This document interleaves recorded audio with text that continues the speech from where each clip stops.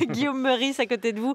Guillaume Meurice qui va vous parler d'un sujet qui va très certainement vous parler, André Wilms. Ah oui, je suis certaine. Non, on va pas rigoler là aujourd'hui parce que je vais vous parler d'un terrible fléau, le racisme, et plus particulièrement le racisme anti-riche. On le voit, il frappe partout. Le moindre costard à 10 000 boules offert par un copain est montré du doigt. Quand on est né dans un château à Saint-Cloud et qu'on veut parler au nom du peuple, tout le monde se fout de votre gueule. Quand vous avez été banquier d'affaires chez Rothschild, ça va pas non plus. Alors moi, je suis assez clair là-dessus. Je n'ai rien contre les riches. J'ai même un excellent ami chroniqueur à France Inter qui connaît Gérard Depardieu. Donc voilà, moi je suis complètement clean là-dessus. Mais voilà, je voulais vraiment insister sur le fait que les riches sont harcelés. On les cantonne dans des sports à la con, comme le polo ou le golf. Ils sont humiliés tous les jours. Et je l'ai vu ce matin, j'étais au salon du golf, porte de Versailles. Je suis allé à la rencontre de ces gens qui vivent l'oppression avec cette question: pourquoi en France on n'aime pas les riches? Ben, je sais pas, peut-être que les riches ne savent pas parler aux autres. Voilà, problème de communication. Déjà, c'est important, la timidité du riche. Voilà. Pourquoi il achète des agences de com et des médias, le riche? Parce qu'il ne sait pas parler à son prochain sans faire une campagne de pub ou un breaking news. C'est compliqué. Après, il y a un vrai problème français. Alors le problème français, c'est le ghetto. Et ben voilà. Alors comment un pauvre peut comprendre un riche s'il vit séparé? Le riche est dans un ghetto, ce qui est très triste pour lui. Voilà, la détresse du riche dans un township des Hauts-de-Seine. Ça, c'est un vrai problème aussi. Le pauvre, lui, n'a pas ce problème parce qu'il sort de son ghetto, le pauvre. Il se lève à 5h du mat pour nettoyer les chiottes chez le riche. Il voyage et c'est pour ça qu'il est moins triste. Il est mobile. Alors attention, les pauvres travaillent, mais pas que. Parce que les riches travaillent aussi. Sinon, ils ne seraient pas riches. Les riches sont obligés de travailler pour être riches? Ils sont obligés de travailler pour être riches, oui. Parce que moi, on m'avait dit qu'il y avait des riches qui travaillaient pas, mais qui étaient riches quand même. Oui, parce qu'ils ont des papas riches. Ah voilà. Ah bah tiens, voilà. Ah bah oui, mais du coup, ils travaillent pas.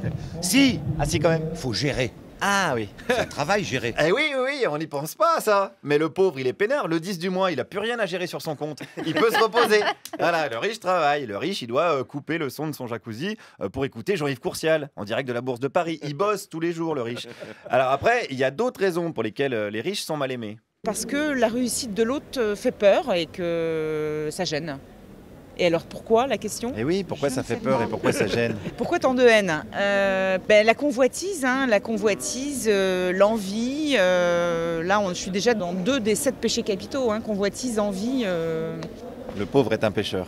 Voilà, c'est ça. Évidemment, venez à moi, pauvre pêcheur, il l'a dit le gars, il n'a pas dit riche pêcheur. Alors voilà, le pauvre commet des péchés d'autres, il se met en colère, le pauvre, souvent on le voit, il met des kawaii CGT, il se regroupe pour manger des merguez, il est comme ça, il est colère le pauvre parfois, mais il ira en enfer, et ça sera terminé pour lui, et puis même il payera le fioul pour entretenir les flammes, ça lui apprendra, de toute façon quoi? De toute façon, on déteste toujours ce qu'on voudrait être, mais qu'on ne peut pas être.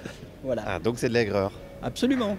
Qu'on se contente de sa condition. Quand on se contente de sa condition, on est heureux. Absolument. C'est votre conseil pour les pauvres? Non, mais il ne faut pas chercher à posséder pour posséder. Ça sert à rien. Mais évidemment, mais ça, il faut faire passer le message dans les favelas, là, dans les bidonvilles, dans les centres du SAMU social. Bon, vous avez 3 cartons de boîtes de conserve, et tout va bien, les gars. Posséder pour posséder, ça sert à rien. Un qui va bien aussi, je vais vous le dire, c'est Marc Assous. Marc, c'est le patron du salon du golf, et c'est un personnage, haut en couleur, qui n'a pas sa langue dans son slip. Il a un avis sur la question des différences riches-pauvres. Quand on voit une belle bagnole, on dit « Oh là là, qu'est-ce qu'elle est belle la bagnole !» Mais le problème, il n'est pas là. C'est que la bagnole, c'est vrai qu'elle est belle, mais le mec qui l'a conduit dedans, il l'a pas volée, Il a travaillé dur.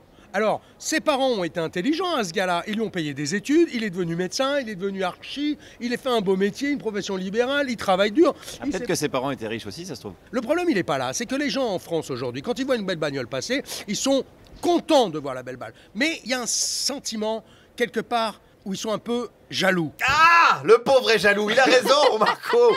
Putain, les pauvres, levez-vous le cul pour avoir des parents riches, merde, ou alors allez vous faire exploiter dans des petits boulots. Ne comptez pas sur la solidarité nationale, ça, Marc, il est bien d'accord. Alors quand j'entends les politiques dire « Aujourd'hui, je vais donner 600 balles à tous les gamins de 18 piges qui ne bosseront pas, comme ça on va les aider », je dis « Mais le mec, il a rien compris, quoi. Allez, allô, bonjour monsieur, vous n'avez rien compris. Allô, vous m'entendez ?» Oh là là, attendez, parce que là, on vient d'atteindre le point Nabila, c'était pas prévu. Nabila, excellent exemple de personne payée une fortune à rien foutre. Beau symbole de l'époque. Bravo à elle et stop au harcèlement des pauvres riches. Merci Guillaume Meurice. C'est là qu'on se rend compte que c'est dangereux le golf. Mais Ne faites évidemment. pas ça chez vous. Je vous envoie.